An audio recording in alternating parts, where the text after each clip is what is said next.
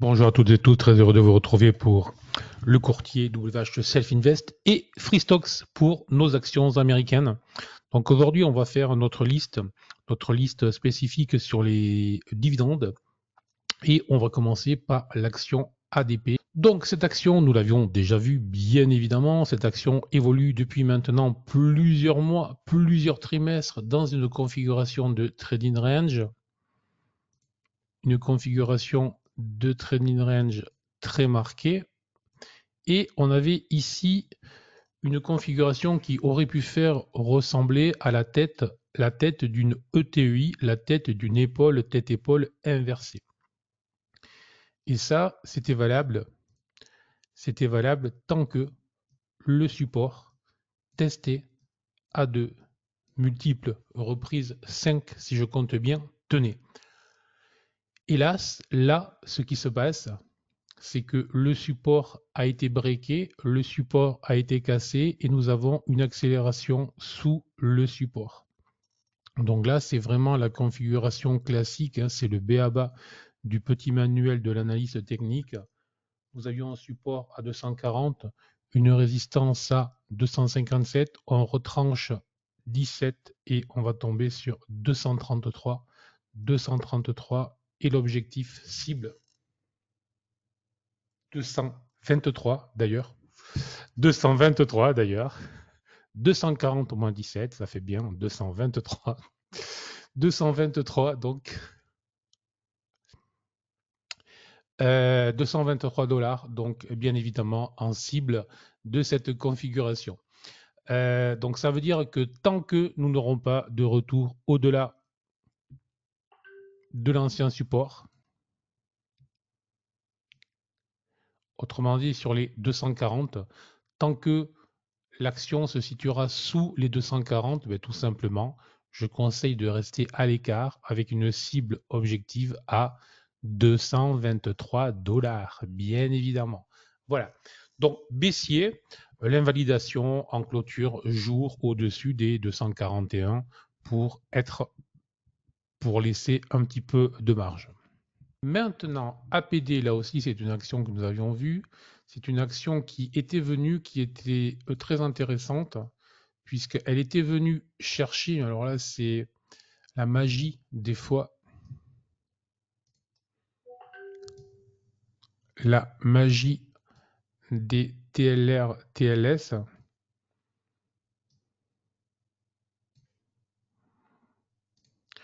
Et cette magie des TLR, TLS fait que nous avions, j'avais pu tracer ici un contact ici pour une deuxième résistance descendante, ce qui m'avait permis de tracer cette oblique descendante. Et l'action est venue vraiment taper cette zone et elle est redescendue violemment, bruyamment.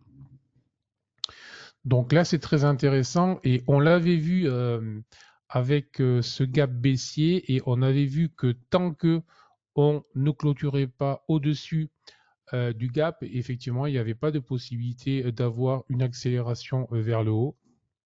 Là, c'est exactement ce qui s'est passé. Mais on est venu coincer là, on est venu se bloquer là. Alors, le seul espoir, je dirais, à ce stade, parce que quand même, on est sur une baisse très impulsive, très rapide. Le seul espoir à ce stade serait d'avoir ici, en fait, une inversion de polarité. Autrement dit que cette résistance qui avait été cassée ici serve désormais de support. Et si je le fais plus propre, que cette résistance ici serve désormais de support dans cette zone-là. Donc c'est exactement ce que nous pourrions attendre. Donc c'est ce qu'il va falloir surveiller. Alors ce qu'il y a de très intéressant là, lorsque je le trace, ça se voit bien, c'est que oui, on est passé sous cette zone, hein, pour être précis, voilà. Là, je le mets en gros plan. On est bien passé en dessous, mais on y est passé avec un chandelier d'accélération et derrière, on a fait un marteau. Et là, pour les amateurs de chandeliers japonais, d'ailleurs, si ça vous intéresse, j'ai fait des webinaires sur le sujet. Vous pouvez me contacter sur mon site YouInvest. Nous avons là une accélération, ce qu'on appelle un climax baissier. Et le chandelier suivant, qui est un petit marteau, hein. En fait, il faudrait que l'ombre basse soit beaucoup plus basse, mais c'est un marteau harami. Donc là, on est proche d'une configuration que l'on appelle un harami, et même presque un harami en croix, si je prends la mesure des différentes amplitudes. Et là, typiquement, ça veut dire qu'on pourrait être sur un signal de retournement en cas de clôture jour au-delà des 252. Donc c'est ce qu'il va falloir surveiller, bien évidemment. Donc surveillance à l'achat pour ce titre, validation avec le harami qui déclencherait. Alors Broadcom. Alors ça c'est très intéressant, Broadcom, parce qu'on a pu rentrer dedans, nous, à ce niveau-là. Je vais vous montrer où. On est rentré à ce niveau-là. Donc avant que ça break, avant que ça casse, et on est rentré tout simplement parce que les indicateurs GTS que vous connaissez si vous me suivez dans la matinale, nos indicateurs GTAS, les 3 BSI sont repassés vers sous la résistance. Et là, vraiment, je l'explique, et je l'ai expliqué notamment, dont vous avez Raphaël Leblond qui a mis la formation que j'ai réalisée il y a 2 ou 3 semaines, il l'a mise en ligne sur la chaîne YouTube de WH Self Invest, vous la retrouverez. Et j'explique justement comment utiliser les indicateurs BSI. Et là, en fait, on a eu un signal très avancé qui nous a permis de rentrer bien avant l'explosion. Voilà. Bon, ça, c'était pour l'entrée. Maintenant, on a eu un repli quand même significatif. Et à ce stade, on est en train d'essayer de rebondir. Donc là, les choses sont relativement claires. Alors, on peut toujours avoir des corrections en ABC, hein, bien évidemment. Mais là, ce qu'il y a de très intéressant avec ce type d'accélération, soit c'est un climax, c'est bidon et donc tout va retomber, soit c'est vraiment le lancement d'un nouveau trend, d'une nouvelle tendance haussière très puissante. Et là, si c'était le cas, ça veut dire que derrière, ça va fuser. Et un des moyens, c'est de placer tout simplement le stop sur le gap. Alors, on a 2 gaps en l'occurrence. Donc, si on veut être plus prudent, plus sécurisant, on va mettre le stop aux alentours des 1520. Et si on veut laisser plus de place pour le mouvement des prix, on pourra mettre le stop aux alentours des 1430, 1450. Voilà. Donc, en attendant, tant qu'on ne repasse pas sous les 1430, 450, c'est haussier. Il n'y a que le passage sous cette zone-là qui marquerait effectivement le fait qu'on était sur un mouvement climatique d'arrêt. On va continuer avec The Hershey Company. The Hershey Company, là, ça va aller très vite. Parce que bien évidemment, lorsqu'on a ce type de configuration, vous avez maintenant l'habitude. Support, support, support. On peut considérer là résistance, résistance. Tout simplement, hein, on est dans un trading range très marqué, très propre, situé entre les 178 et les 209, 210. Tant qu'on reste à l'intérieur, il n'y a pas grand-chose à faire. En réalité, là, il faut surveiller dans cette zone-là. Il faut surveiller pour des achats éventuels pour aller chasser un retour là, avec un stop obligatoire, bien évidemment, sous les 175,16, avec toujours le risque, évidemment, d'avoir une ombre basse, mais ça, on s'en fout. Notre job, c'est bien de gérer le risque. Voilà. Donc, un plan simple à surveiller. Lockheed Martin.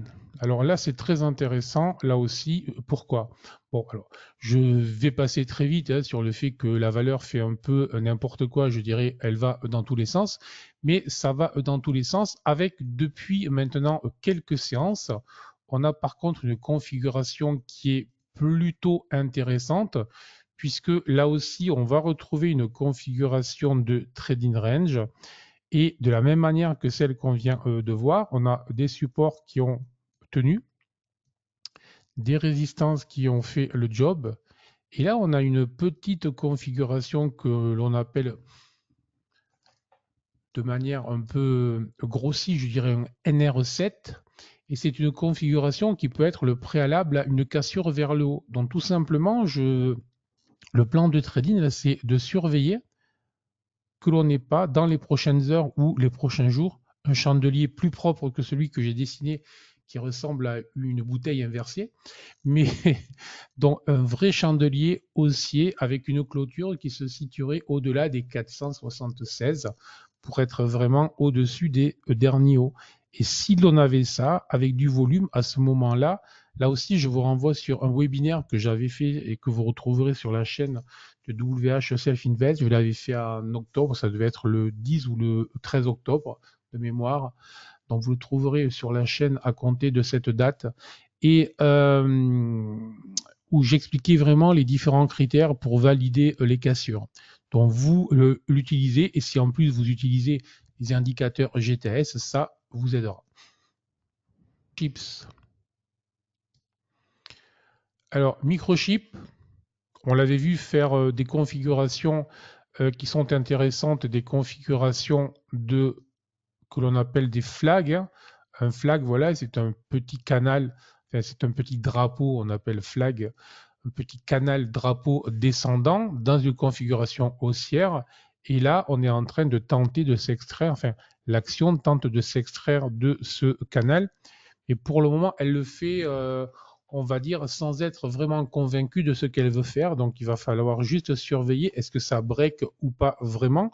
Si on avait la confirmation de la cassure et de la sortie, ben, de la même façon que nous avons ici eu là ce flag, on voit bien que, mais là on n'a pas eu de sortie claire, vous voyez, donc on a fait un ici, un autre ici, et là on a eu la sortie qui, voilà. Donc là c'est typiquement ce genre de sortie qu'il faut rechercher et surtout pas celle-là. Et si nous avions ça, à ce moment-là, effectivement, ben, il faudra jouer l'accélération vers le haut. Et Merck et compagnie de la pharma. Alors là, c'est très intéressant. Pourquoi? Je bouge ma ligne parce qu'en fait, je me rends compte qu'on a eu beaucoup trop de faux signaux. Parce que si je le laisse là, vous voyez qu'on a breaké avec un gap, mais avec un chandelier rouge, on a réintégré. Derrière, un doji qu'on appelle long legged, doji long legged, mais qui ne fait pas de haut plus haut. Derrière, ça traîne. Puis ça vient chercher ici le bas. Derrière, ça retraîne. Donc en fait, ça fait que traîner.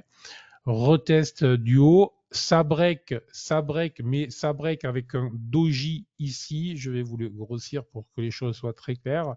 Ça break avec un doji, étoile du soir, confirmé, accélération baissière. Donc là, effectivement, on peut vraiment bouger ça ce coup-ci. Et là, et surtout qu'il y a eu une hausse du volume. Donc, on a eu un arrêt buffet. Il y a eu plusieurs tentatives de breaker le niveau des 130. On n'y arrive jamais. Il y a 1, 2, 3, 4, 5 tentatives qui échouent. Ben, du coup, on est venu retester un support. On passe un peu en dessous, on rebondit. On repasse en dessous, on rebondit. Donc, totalement neutre. Un intérêt relativement faible tant qu'on n'a pas une clôture claire désormais au-delà des 135 ou sous les 119, ce qui là serait bien évidemment très négatif. Well Automation. C'est là on va tout de suite voir ça. Ça doit vous sauter aux yeux immédiatement. J'imagine que vous l'aviez vu, bien évidemment. Et nous avons ça aussi. Autrement dit, on est là sur une configuration de type biseau, biseau descendant. Hein.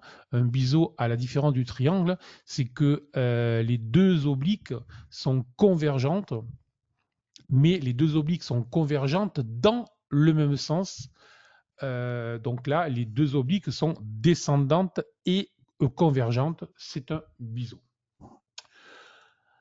Donc, si vous voulez, c'est un triangle, mais c'est un triangle spécial. Le biseau peut marquer, notamment les biseaux descendants, peuvent marquer des retournements de marché assez significatifs. Mais les biseaux peuvent aussi donner de nombreux faux signaux. Donc celui-là, on est quand même sur un biseau qui est très long, puisqu'il dure depuis maintenant 12 mois. Mais en attendant, ce n'est pas grave, on va quand même surveiller ça, et là, les choses sont aussi très claires. Autrement dit, la cassure de cette zone autour des 276 nous offrira un signal à l'achat.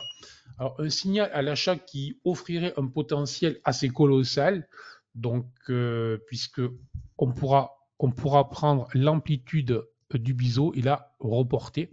Donc après, on verra ça plus tard. Mais déjà, surveillez ça. Surveillez si nous avons bien la cassure du biseau. Si cette cassure se réalise bien, attendez, je vais y arriver, voilà.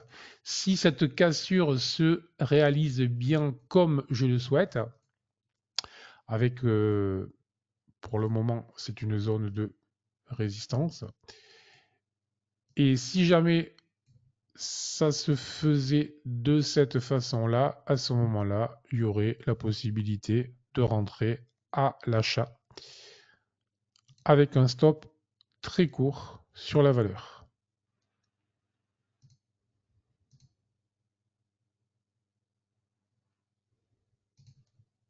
Là. Voilà. Donc, surveillance de ça, comme ça, je vais le mettre. Toujours savoir, toujours avoir des petites notes lorsqu'on fait ces plans beaucoup plus intéressants. Voilà. Donc, l'idée, c'est vraiment d'avoir cette cassure-là au-dessus des 277, mais vraiment, j'insiste bien sur le fait qu'il faut que ça se fasse de manière légale selon la méthode GTS. Là aussi, je vous renvoie au webinaire sur la chaîne WH Self Invest que j'ai pu faire sur le sujet des cassures. Allez, on continue avec Sirius. Alors là, ça va aller très vite. Alors ce type de valeur qui dessine ce type de configuration où ça double, triple, redescend, remonte, redescend, et là on est sur un... Voilà, donc il faut vraiment zoomer très fortement. On est sur une valeur très volatile, uniquement pour les gamers, c'est pas du tout une valeur pour faire du trading. Donc là, j'assume mes propos, on passe à la suivante. Allez, Tractor, voilà, là on est sur une valeur qui nous propose des configurations intéressantes. Et là, la configuration intéressante est la suivante. C'est celle-là. On va aller voir ça. On va montrer ça comme ça. On a bien ici le support. Via là, support, support. Et là, ben là, je ne sais pas encore.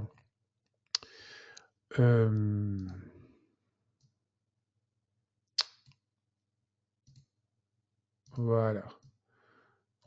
Bon, là, ça veut dire qu'on est en surveillance. Breakera ou breakera pas. Est-ce que ça cassera ou pas? Ben, c'est là est toute la question, bien évidemment. Donc, par contre, on peut surveiller cette zone-là pour des signaux à l'achat. Typiquement, il faudrait qu'on vienne clôturer au-delà des 275,76 pour avoir un signal à l'achat. Donc, surveillez ça très attentivement. Allez, et nous finirons avec Texas Instruments. Alors, Texas, très intéressant. Je vous parlais précédemment de flag, canaux. Là, nous en avons un. Je vais vous dessiner là, comme ça, vous comprendrez mieux exactement ce que nous avons eu ici. Viens là, toi. Voilà, comme ça. Bon. Depuis, on a eu cette accélération brutale. Ok. Depuis, on a eu cette accélération brutale, arrêtée avec une ouverture en gap up, chandelier baissier, trading range. Alors c'est plutôt positif du fait que depuis, en dépit du fait qu'on ait eu une accélération de près de 30% ici, on est sur une phase de latéralisation à plat. Donc ça, c'est vraiment positif. Alors, c'est vrai que ce qui peut faire peur, et souvent d'ailleurs ça fait peur, ce qui peut faire peur, c'est vraiment le fait qu'il y a une forte hausse précédente et que, ça on va le dégager, ça, il faut faire un peu le ménage sur les graphiques, sinon après, voilà. Et on a une phase de correction qui, en dépit d'une lourde vente là, se fait vraiment à plat, qui résiste plutôt pas mal. Donc là, moi, je serais presque tenté de dire qu'on peut pratiquement rentrer à l'achat sur la valeur, parce que la proba que l'on repasse, que l'on recasse par le haut est très forte. Maintenant, et comme toujours en bourse, bien évidemment, on ne s'énerve pas. Et on ne s'énerve pas, ça veut dire quoi? Ça veut dire qu'on place un stop, que l'on place un stop sous le bas. Parce que si on ne place pas de stop sous le bas, le risque vraiment, c'est qu'à un moment, ce soit un faux signal, qui est une problématique diverse et variée qui renvoie les marchés en bas. Et c'est une possibilité, hein, je veux dire, les marchés sont relativement chers, ça break, on est en confiance, derrière le truc se met à dégueuler, euh, se met à chuter. Et c'est au moment où on va être au plus bas qu'on va sortir. Donc plutôt que de se faire peur, moi, je pense qu'on peut rentrer sur ce niveau-là. Bon, le plus sécurisant est évidemment d'attendre une cassure sur le haut, mais déjà là, c'est pas mal, avec un stop relativement court. Autrement dit, un stop sous L187. Donc là, ça fait un stop, ça fait un risque inférieur à 5% pour un potentiel qui, lui, pourrait être assez puissant. Voilà. Donc voilà, merci pour votre attention. N'hésitez pas, si cette vidéo vous plaît, etc., vous la likez, vous nous motiverez à vous en faire de plus en plus. Likez, commentez-la, partagez-la. Et puis, je vous dis à très bientôt. Merci beaucoup. Au revoir.